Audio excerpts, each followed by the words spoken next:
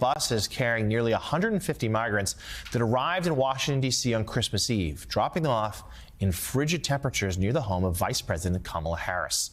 Texas Governor Greg Abbott was behind that move. Axios this morning is detailing the efforts of one volunteer group who arrived to help the migrants. Claudia Tristan, the story reads, a volunteer with the Migrant Solidarity Mutual Aid Network, spent the wee hours of Sunday helping feed 140 migrants who were left by the roadside on Christmas Eve outside Vice President Kamala Harris's official residence. Tristan and other advocates said the three buses came from Texas within half an hour of the arrival of the first bus. The migrants were on their way to a church to be warmed up with coffee, tamales, beans, and rice, and rotisserie chicken. None of them knew where they were being dropped off, she told Axios.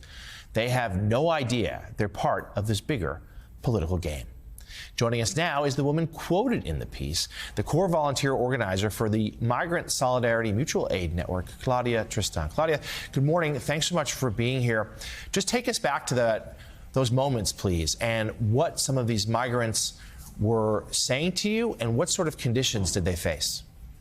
Sure. As many of us know, it was frigid that night. And once they got to our respite center, they were so incredibly thankful. And it was really alarming to see how they came in. Many were just wearing T-shirts. Some of them had blankets that you can see in some of the video, but those blankets were incredibly thin. Some people didn't even have shoes on, just double layers of thick socks that were donated to them at some point during their journey. So it was really quite alarming to see that political leaders have dumped them on the side of the road Christmas Eve in 18-degree weather, knowing that they're not dressed for this weather.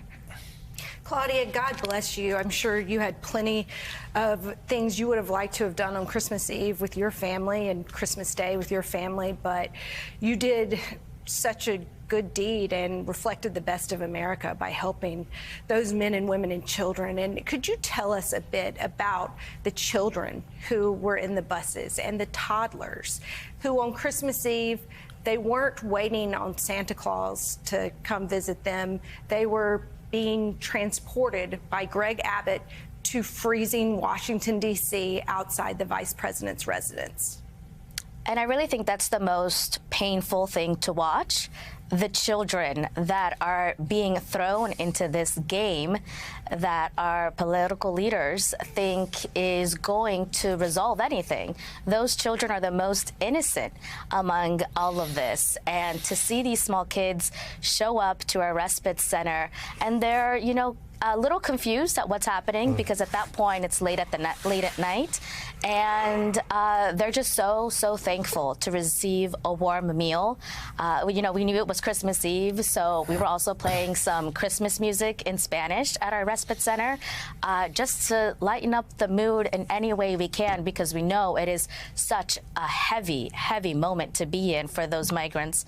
So we really wanted to be there as helpful as possible. We had enough kids on these three buses that we had to set up an entire children area with games and a little, rug so they could play. And that goes to show that we're more than ready to welcome these migrants. And it takes our whole coalition of volunteers, not just me. We're an entire group that has been working since April. Yes, it was Christmas Eve, and yes, it's shocking and horrible, but this is a regular occurrence, and the governor of Texas continues to drop them off at the vice president's house instead of working with us and dropping them off at our respite centers. Mr. Stone, this is Eddie Glaude. Thank you so much for what you and your organization have been doing with regards to this issue. It's just over and over again an example of cruelty. Governor Abbott has shipped over 15,000 migrants to across the country from New York to D.C. Do you think, let me ask it differently, how should he be held to account for the cruelty of this practice, if that makes any sense to you? I'll leave that to our political leaders who can make a decision on that. I just want him to remember that there are real human lives in the middle of all of this who are becoming victims of his stunts, which, like this weekend, there's children, not even 2 years old, toddlers, that are stuck in the middle of all of this. All right. Well, core volunteer organizer for the Migrant Solidarity Mutual Aid Network.